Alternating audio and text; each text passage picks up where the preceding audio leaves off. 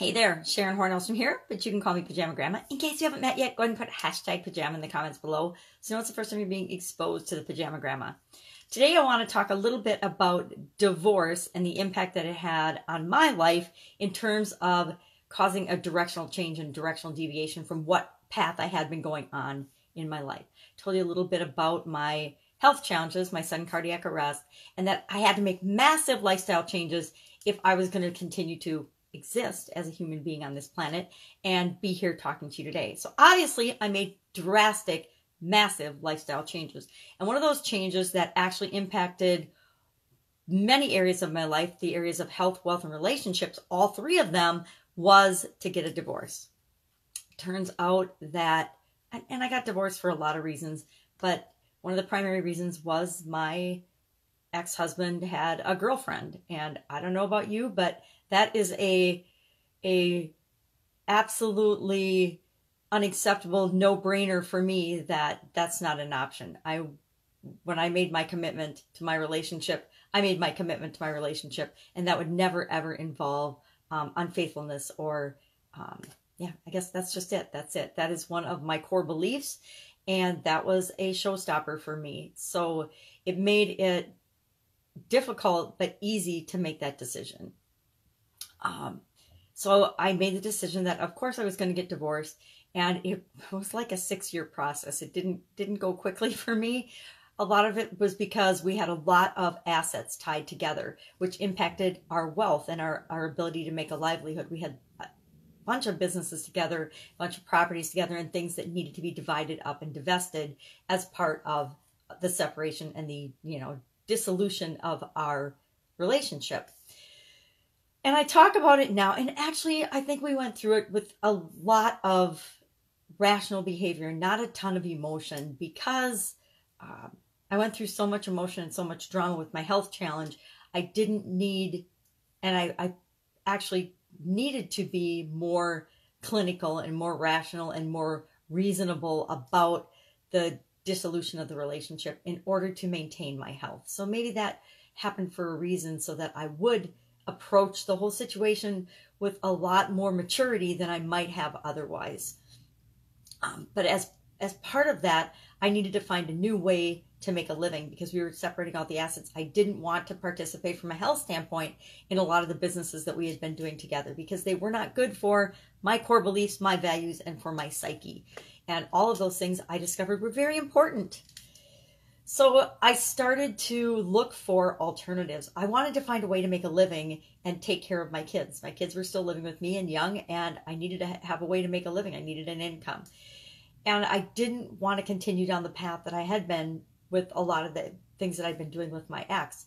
So I needed to look for and explore other options. And I'd always been really interested in and attracted to the internet and online aspects of doing things and doing things online. And so I started to explore that and look into it. And I got myself in this learning loop where I was following and studying, and I was all over the place. I was super scattered because I didn't have a direction. I didn't know exactly what I wanted to do or where I wanted to go with it. But I stumbled upon, via my friend Jim Edwards, who's the only person that I'd really followed and done things with online in any sort of a consistent manner over the years. And he led me to an organization called ClickFunnels. And I decided that I would jump in with both feet and become a ClickFunnels certified partner. So I learned all about ClickFunnels, which for me at my age was pretty challenging and pretty difficult, because whereas my kids are growing up with this technology and they just inherently understand it, I did not have those synapses formed in my brain where I just automatically understand intuitively how to do so many things on the internet and cell phones and all the new technology. But I learned it, and I learned it rather quickly and jumped in and became a certified partner. And I started doing things for people online and doing things for my own businesses and for myself online. And at some point I realized that I was in this learning loop of insanity and that I had to get off that hamster wheel of just running and running and running and not really getting the traction and getting things done that I wanted to get done and that I wanted to achieve, because I really wanted to get and duplicate my offline success online. I wanted to make my businesses online as successful as my offline businesses had been. And I wasn't getting there. So I decided I needed a new objective and a new plan. And I needed to start doing more of the structure and the strategy that I was teaching other people to do.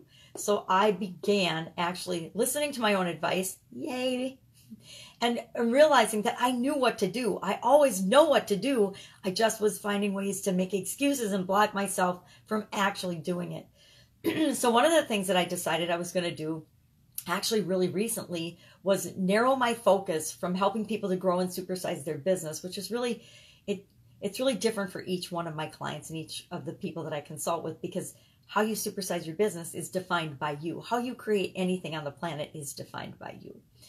But I decided that I would do a women's summit, not from a Me Too perspective, although we've all been through that. Trust me, if you've been a woman in business, and most, probably a lot of men as well, for any amount of time, you have encountered inappropriate behavior in some way, shape, or form. But from you guys, women are awesome. We have so much to offer. We see the world differently. And because of that, that's often our superpower, our ability to contribute to the world in a way that only we uniquely can. And the world needs more of that. Our world needs healing. Our world needs a whole lot of things that the incredible women on this planet can help to give it. So I decided I was going to do this women's summit, and I'm putting that together, and I'm really excited about that. And so over the next series of videos, I'm going to talk to you about exactly why I selected women business owners as my target audience, and the reason that that's important to me, and how I'm going about creating this women's summit. That's it. That's just a little bit about my background and how divorce impacts us, and divorce impacts us depending on the relationships that you've had in your life. And I came from a strong marital family relationship, and being divorced, just the fact that I got divorced led me through this whole journey and sense of failure as a partner, failure as a woman, failure in relationships. And I needed to overcome and get through all that. And that's like anything in life. We experience so many things that we don't think are going to impact us, and they impact us on every level of our being. And it's just a matter of working through and dealing with those and finding out how can we turn that around to make that something that we can use to propel us toward what it is that we want. And I've used it to propel me toward my desire to create online businesses, and now this Women's Summit. So what challenges have you had in your life that you can use to propel you forward? That's it. I'll chat with you tomorrow. Pajama Grandma out. Bye.